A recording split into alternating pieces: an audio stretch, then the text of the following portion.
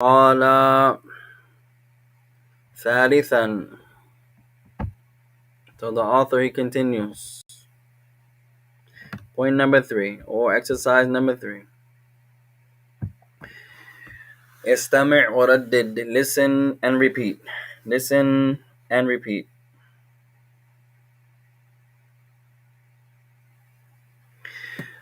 أريد المكتبة الصغيرة.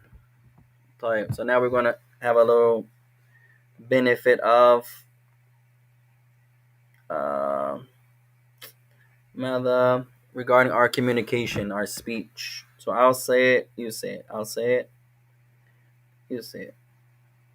We're going to take turns, inshallah. Who do we have tonight? We have Abdullah, Nadira, Abu Zubayr, Aliyah. طيب, جميلة. طيب, I'll say it, you say it. Abdullah, you can go first. أريد المكتبة الصغيرة.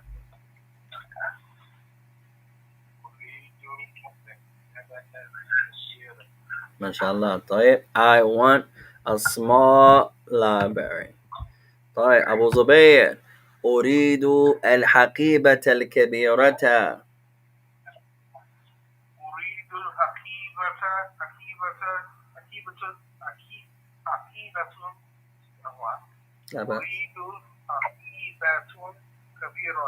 Make your ضمة فتحة. حقيبة. Ahsant. I want a large bag or large briefcase. Aliyah. أريد المطعم النظيف. أريد المطعم النظيف. طيب, أحسنتي. I want a clean restaurant. A clean restaurant. المطعم, restaurant. The word المطعم is a restaurant. The place that you cook the food. Or maybe that you buy and cook the food. المطعم. المطعم.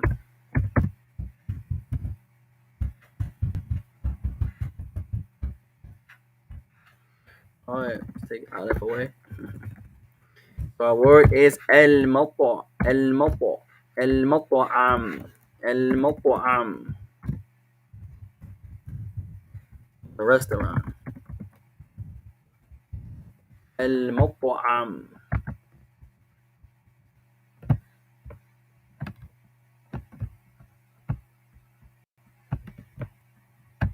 المطعم.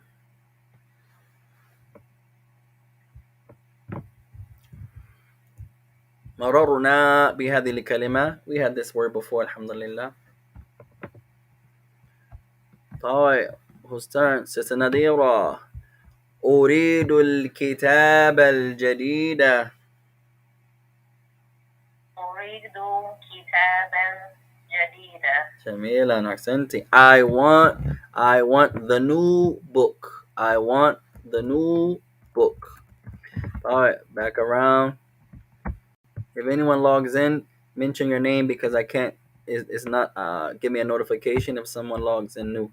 So sometimes when the people log in, I can't see if they're actually there. Now I just lost my book. 1 second, ya ikhwan. Play, what page are we on? 117. How did it just do that? Play it. Let's try it again. طيب, نكبر هذا. Let's make it bigger. طيب, whose turn now? الطعام اللذيذ.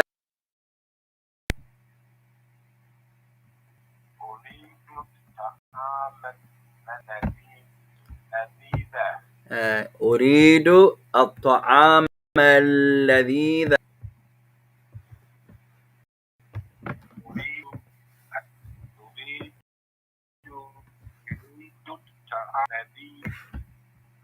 أحسنت. طيب, we'll give you a benefit, يا إخوان. Where most of you are now, what we expect you to try إذا نجد الألف واللام نضمها. When you see the alif wal lam, although you can stop here, you can say uridu, stop. At-ta'ama, stop. Al-ladida, you can say that. But the level that most of you are now, what I want you to try to do is join the dhamma on uridu with the ta'am, the shadda. Uridu, uridu, try to join it together. Anytime you see alif wal lam, try to join it. Uridu ta'amal. Same thing with the meme on the lam. It's better to connect it together. It's allowed to pause. You can say that. Uridu, pause. At-ta'ama, pause. Alladida. But the more you practice it and practice it and practice it, it becomes easier and easier and easier. Right? So now I want you to try, as we're doing, join the letter before it to the alif wal lam. Or if there's a shamsiya, you're going to skip the alif wal lam and go right to the ta, like here. Uridu ta'ama. Uridu, uridu. So skip the alif wal lam and try to join them and go right to the ta. Right? So as our brother recited, I want, uridu, uridu ta'amal. Same thing here. This one is tricky because it's two alif wal lam. But the more you repeat, you're going to find your speech is going to get better, and you're going to become more talaqa. It's going to become more easy for you. The more you do it, you increase. So even reading exercises, you can make them conversation Arabic. Just keep saying it over and over. Don't go on until you said that sentence to the best that you can say it. And now you go on. If you do that while you're reading, you're going to find your communication or your conversation Arabic is going to increase. So now I want طعام اللذيذ, the tasty, the delicious food. Another benefit يا إخوان, تعليم العربية لا يتعلق بالسرعة. Remember another benefit. Just because you're studying Arabic, it's not connected to speed. A lot of the students believe the way I show that I'm learning is that I speak it faster. No, that's a misconception. Just because you spit through it doesn't mean you will comprehend anymore. Just because I say it slowly doesn't mean I don't comprehend. It's not connected to speed. Arabic is already fast. So you don't have to, you can say it fast if you wish. Many of the ulama speak fast, no problem. But just because you speak fast doesn't mean your knowledge is superior. That's a misconception. You see most of the brothers, you say, hey, kayfa anta? They say, no, alhamdulillah. If that's how you speak, no problem. But most of the time, it's because we think I have to say it fast to show you I know it. No, you don't have to do that. So sometimes, as a reminder to myself and to my brothers and sisters, secondly, don't get caught up. If you speak fast, you speak fast. No problem. But don't think you have to say it faster because you're studying it. No, you're going to find Arabic is already fast. It's connected. So you can say it slow and smooth, alhamdulillah. It doesn't mean that you know any less, and it doesn't mean you know any more because you said it fast. So pay attention then, ya ikhwan, especially if you want to enhance your reading. No one's going to be more critical of you than you, for example. So you make an error, say it again. You fumble here, say it again. The more you recite it, the least fumbles you're going to make. We all make fumble from time to time. The better to enhance your reading, علينا أن نكثر في القراءة. If I want to be a better reader, there's only a few things I can do. From the best of them, after calling upon Allah and begging Allah and being sincere, is increasing myself in reading. You want to increase your writing after calling upon Allah and being sincere in doing so, not showing off, not trying to impress, not seeking status. No, is increase the amount that you write. طيب. So that's a benefit for myself firstly, and my brothers and my sisters secondly. طيب, whose turn? أبو زبير. أريد النافذة الواسعة.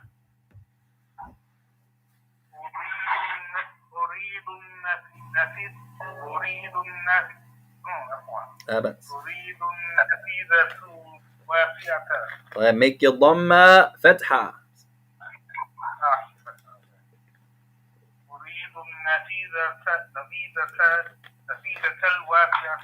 تل, go from the فتحة to the lam. نافذة الواسعة. Accent.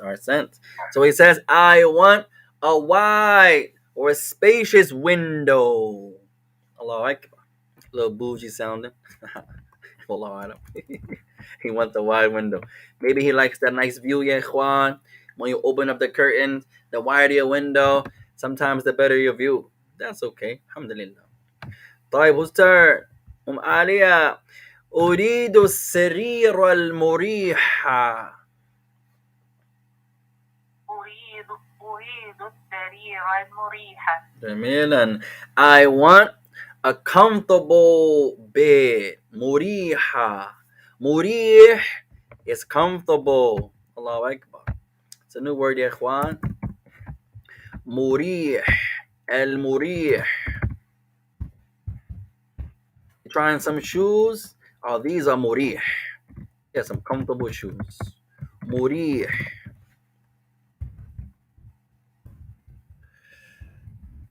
مريح. He wants a sarir, a mattress or a bed or bedding or bedding that's comfortable. Alhamdulillah. طيب. أستاذ سيسة نادرة. أريد الحجرة الصغيرة. أريد حجرة صغيرة. Good, أحسنتي. I want a small room or the small room. The small room. طيب. اكتبوا هذا يا إخوان. Write this down. Let's take one of the sentences and get some grammatical benefits from it. أريد السرير المريحة. طيب, where's my ha? طيب, أريد السرير المريحة. طيب, I want a comfortable bed, or you can say mattress, or wherever you sleep. لا بأس.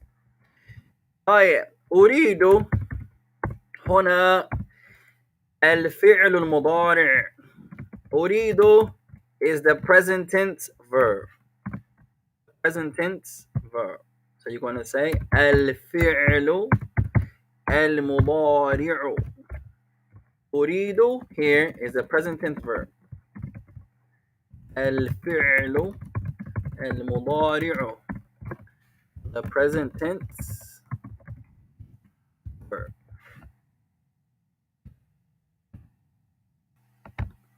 المريد أريد is the present tense verb.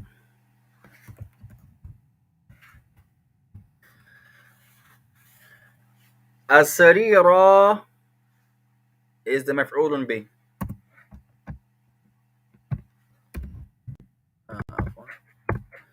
السرير is the مفعول به. السرير is the مفعول به or مفعول به. طيب, so you write السرير, you're going to write مفعول به. مفعول به. It's the accusative noun that the action of the verb falls on. You may say with some eloquent English, it's the passive particle. طيب. Many of us don't know what that means, myself included. So we like to bring the meaning. It's the accusative noun. The accusative noun that the action of the verb fell on. That's the مفعول به.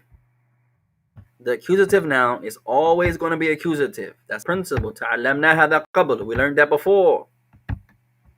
The مفعول به دائما يكون منصوبا is always going to be accusative. Always. That's a benefit. The مفعول به دائما وأبدا منصوبا.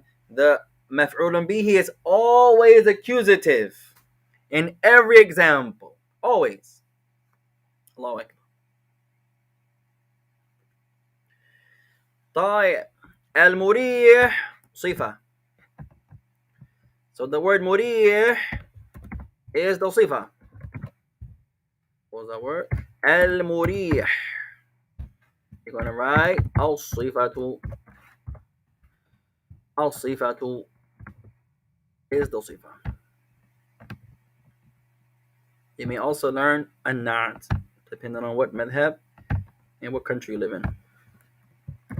Same meaning. المريح, we prefer الصفة. So مريح is الصفة. Let's keep the term. Means adjective.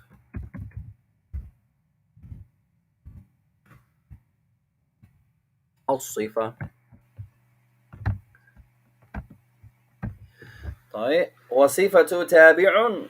And the صفة, it follows الموصوف في كل شيء. It follows the موصوف in everything.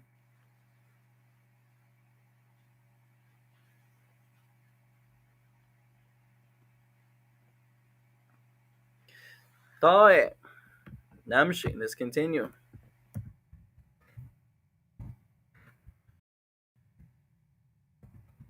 الآن أسألكم عن شيء ما. So now we're going to ask about something. وجود شيء. We're going to ask about the presence of something. أين هو? Where is it? فيمكنك أن تجيب كما تريد. So now you can answer as you wish. You can answer from something that we benefited. ها هي مثلا ها هي جالسة أو جالسة. ها هو قائم. So you can answer any way you wish. If we say, for example, أين النافذة? One of the things that we learned that you say, ha. Here it is, or here. So the person says, أين النافذة? Who can translate? أين النافذة?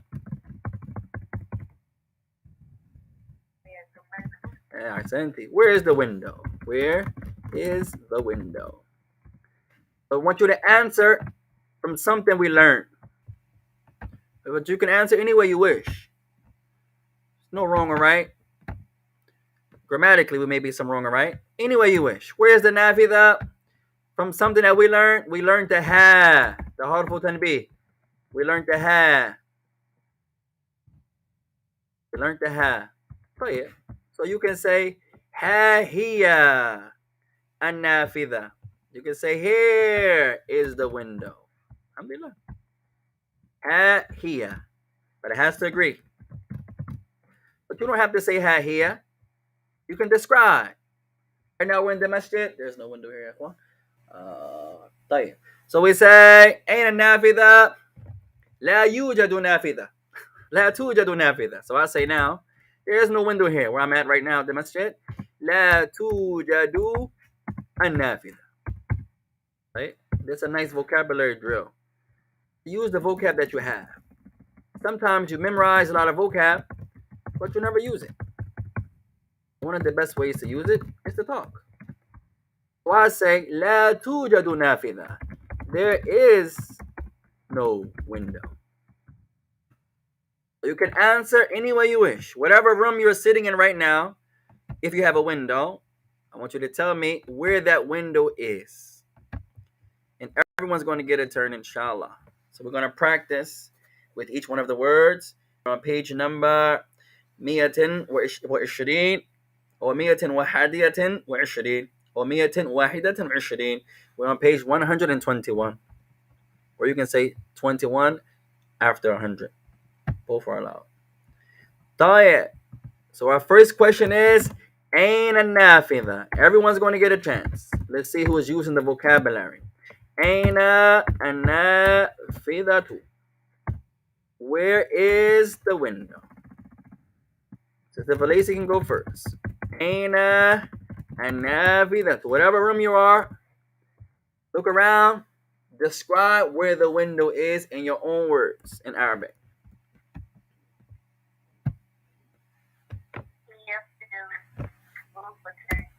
ما شاء الله أحسنتي. هي في غرفتي الجلوس. جميلا. It's a good sentence.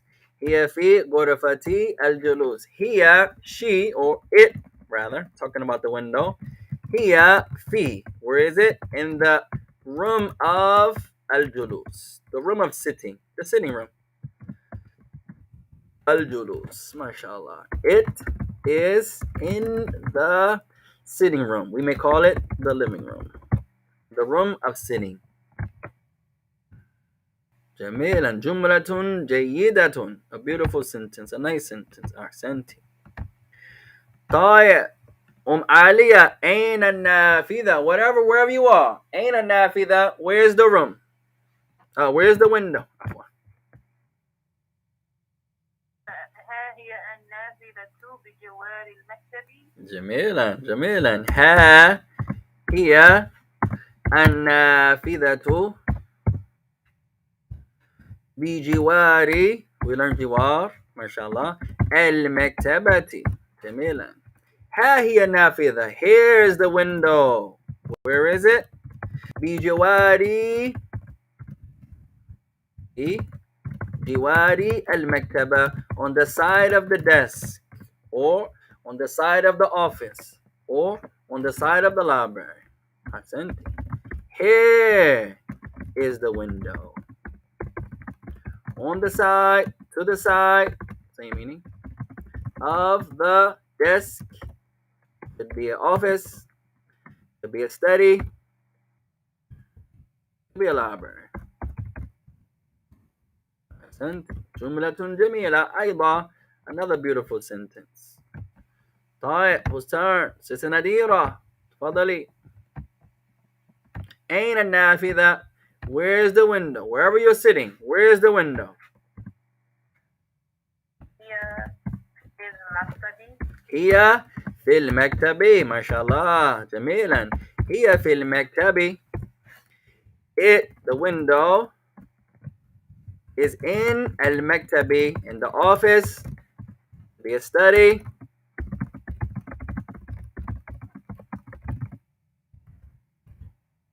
جميلا. أحسنت.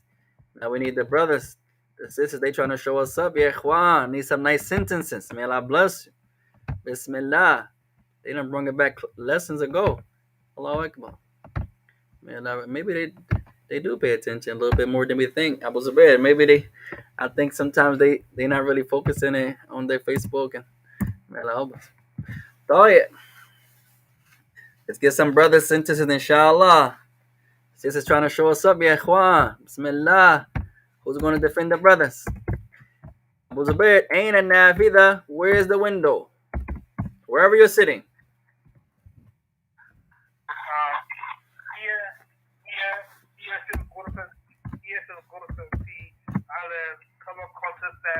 Oh, أحسنت. هي في الغرفة على where's my بسم الله ما أعرف مكسورة. في الغرفة على الطابق أو الطابق الثالثة أو الثالث. جميلا. هي في الغرفة. The window, it is in the room. هي في الغرفة. Where in the room? على, or on what floor? الطابق, on the third floor. جميلا. الثالث. أحسنت. It is in the room on the third floor. أحسنت. جملة جميلة أيضا. Another beautiful sentence. May Allah bless you all يا إخوان والأخوات. طيب شيخ عبد الله تفضل. أين النافذة؟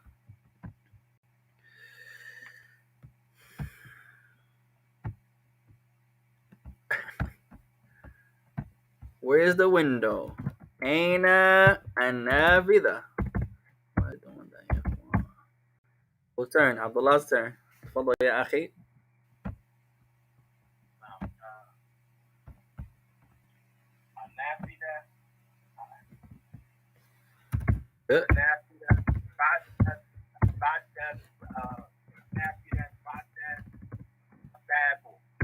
النافذة بعد بابي.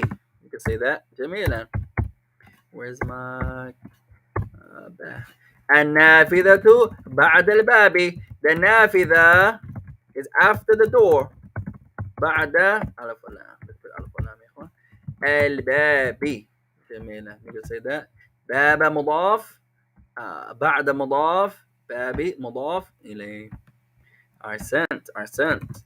So this is one of the ways, يا إخوان, I want you to practice also. In class, we may not read a lot, as it takes a lot of time. At any rate, we try to also read a little bit, inshallah ta'ala. Although it's going to take a long time if we all read 5 times each individually.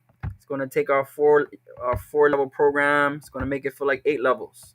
But we try our best not to just dictate and to bring some cooperation from the students to the lesson, inshallah. But may Allah bless you. That's a tremendous sentence also.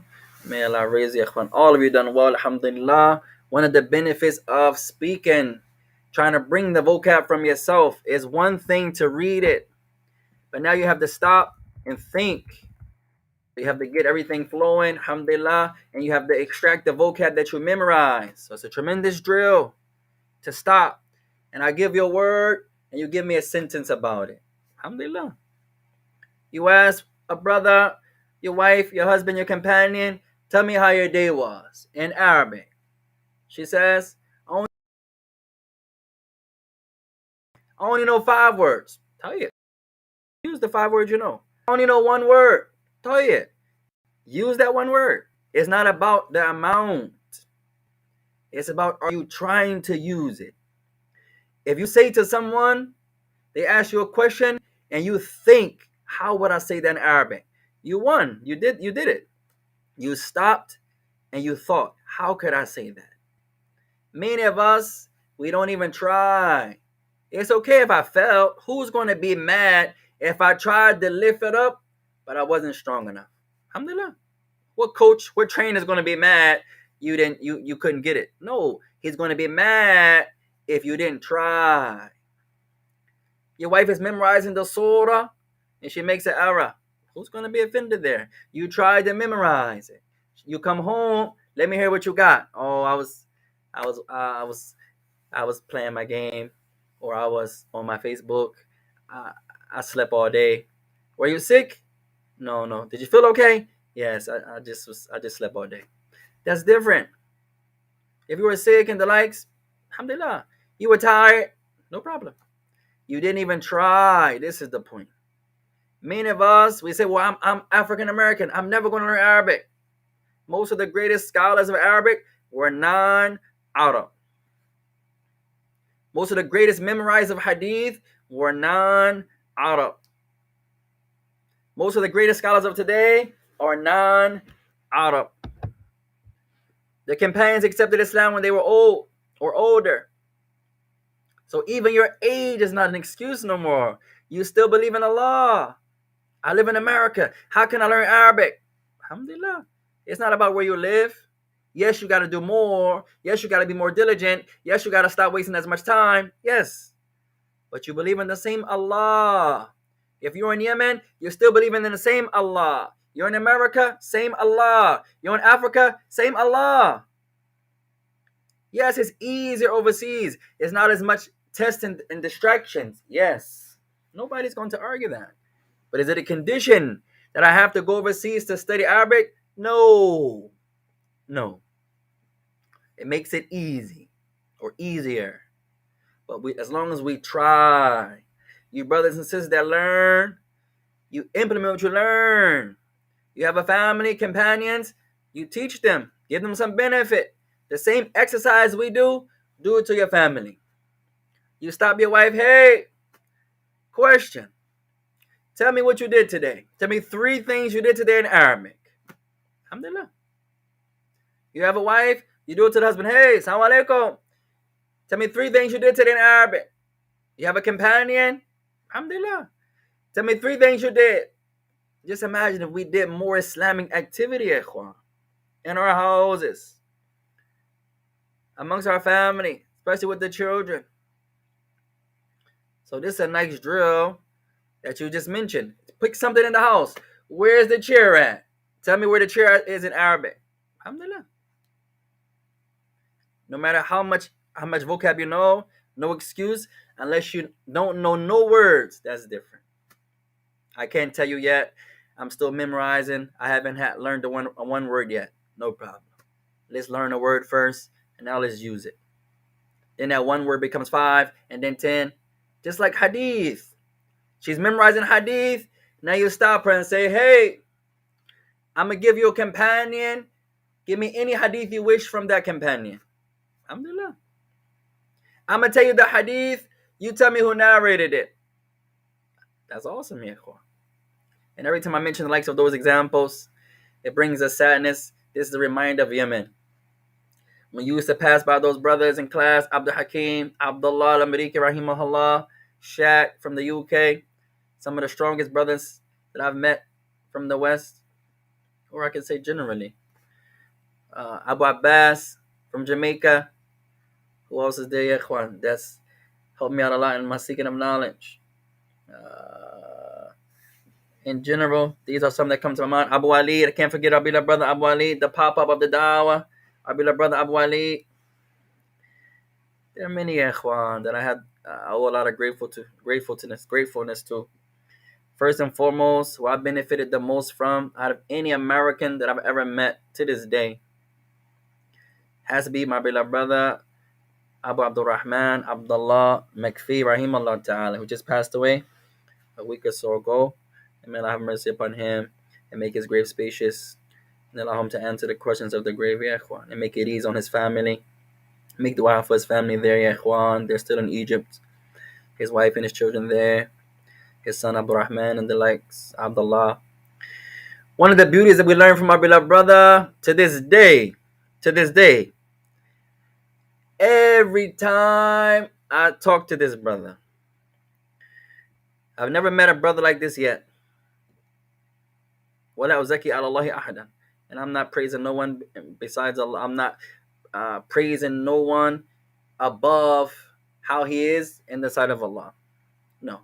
At any rate, every time we had the honor to sit with our brother and talk with our brother, we had a benefit religiously. Every conversation. Allahu Akbar. I remember when I first got to the village there, and all the brothers was telling me, oh, mashallah, the match, you gotta come. So we visited there. Our masjid took a trip when I was in Yemen. We took a trip from Masjid Shawkaanee with Sheikh Abu Fida Ma'mal al-Qadisi and the other Sheikh that were there, Abu Muhammad, Abdurrahman Hamza and the likes. Sheikh Ali Muthanna was there. We took a trip to the match. We spent some days there just visiting. And the brother Abdullah Makfi, I met him for the first time there. Abdul Hakim and Mariki and the likes were there also.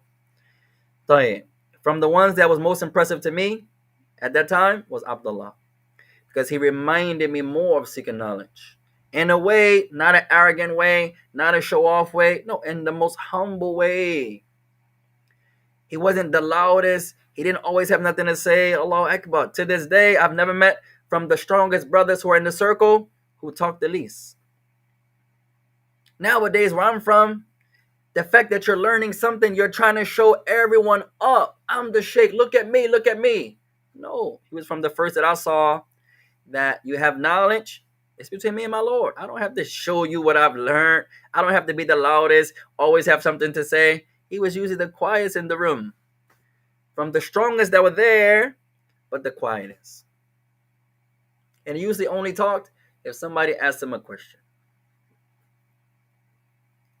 one of the first things I asked the brothers that were there when I met them was, you brothers have all preceded me in seeking knowledge. This is my first year or so learning. Give me some advice. And he all began to give advice to me. May Allah reward all of those brothers there. At any rate, another beautiful gem that I benefited from our brother is he used to always encourage us to memorize the hadith. At that time, I used to recite from Riyadh al-Salihin, one of the books I had the honor. I didn't recite the whole book on my Sheikh Abul Fida, but I had the chance to memorize and recite almost the whole book on Abul Fida and our Sheikh Abul Hussein there in the match. Also, our beloved brother Abdullah, I used to recite upon him, getting ready for my class with the Sheikh. I will recite 5 hadith a day upon Sheikh Abul Hussein in the match, and then I would practice what I was about to recite to the Sheikh with Sheikh Abdullah Makfi. Also, he was one of the ones that encouraged me in grammar. Almost every book that I've studied in grammar, I learned it with him, for example. So I owe our beloved brother a lot of gratitude, ya ikhwan. To this day, I call him from my shuyukh. I benefit a lot from my beloved brother. And as I mentioned, he was probably the most beneficial foreigner to me, or non-Arab to this day to me. I didn't really sit in the class of Abdul Hakim al-Maliki at that time. When I got to the village there, I knew a little teeny bit of Arabic already, as I had different mashaykh by the time I got to the village there. So what Abdul Hakim was teaching the brothers there, I've already learned by Allah's mercy. So I used to sit in other classes from the mashaykh. What else, ya ikhwan? I have many gems, ya ikhwan. Maybe we'll do a video one day about the honor and the merit that I learned from my beloved brother Abdullah Makfi. That's a few of them. I learned a lot of grammar from him also.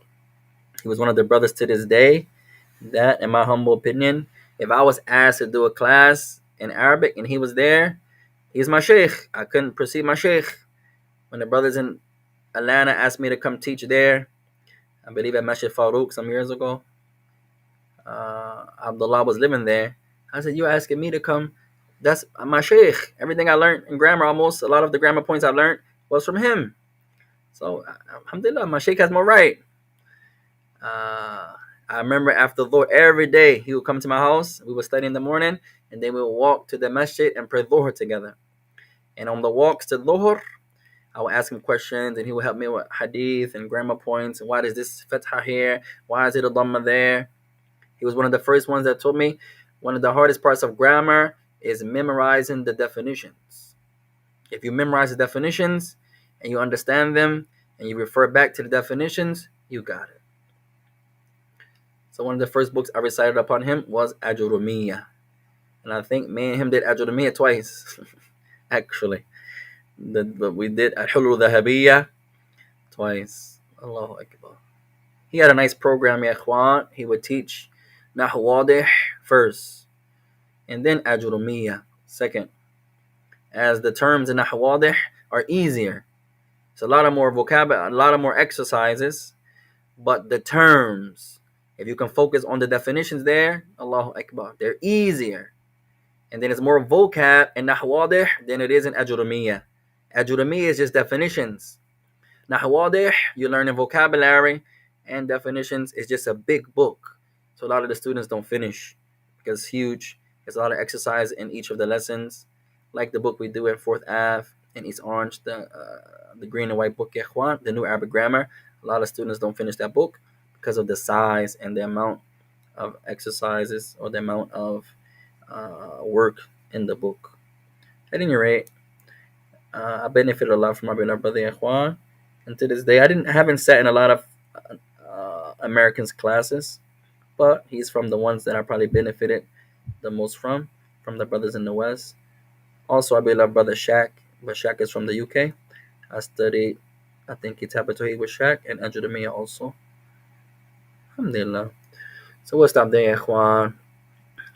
For homework, continue the page. We have 7, 9 questions here. I want you to write it out. Give us a paragraph maybe 3 sentences or so. Try to really utilize your vocabulary. We did number 1. So don't just write those sentences. The book is here. There is the book. I'm reading the book. No, use the vocab that you have learned. Tell me 3 things about the book. Ain al kitab. Where is the book? And be creative. Try to exercise those vocabularies that you have and give us 3 sentences for each one. We did number 1. So now you just have 7 left. Inshallah, for those that have the book, we're on page number 117 or 121. And we'll stop there, inshallah. May Allah bless you all, ya ikhwan. Anything that we said. Our sisters, Nadia says, where can we post the homework? Here, everyone, I believe, we added you to have a general Telegram for a whole program, and then we have some individual classes in Telegram. So we have the Telegram group under Maktabatu Imaam Shawkaanee, and then we have some classes specifically under that. We have the sisters class, and you can post right into the specific sisters class, sisters channel, or you can post it generally in the Imam Shawkaanee Telegram.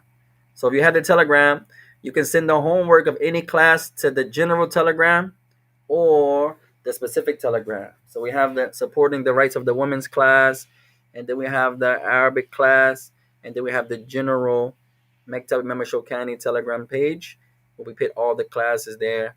So you can use a Telegram. I prefer that one. It's easier. We'll use the website. It's also many of the brothers that use the Drive. Alhamdulillah, that's fine also. Alhamdulillah. Telegram is easier to access for me. Alhamdulillah. What else? So I'll prefer use the Telegram or the website. That's up to you, inshallah. So you can take a picture of it, of your homework, and then send it there. It makes it a lot easier, inshallah. And may Allah bless you all. And we'll stop there. وجزاك الله خيرا وسبحانك اللهم وبحمدك أشهد أن لا إله إلا أنت أستغفرك وأتوب إليك. السلام عليكم ورحمة الله وبركاته.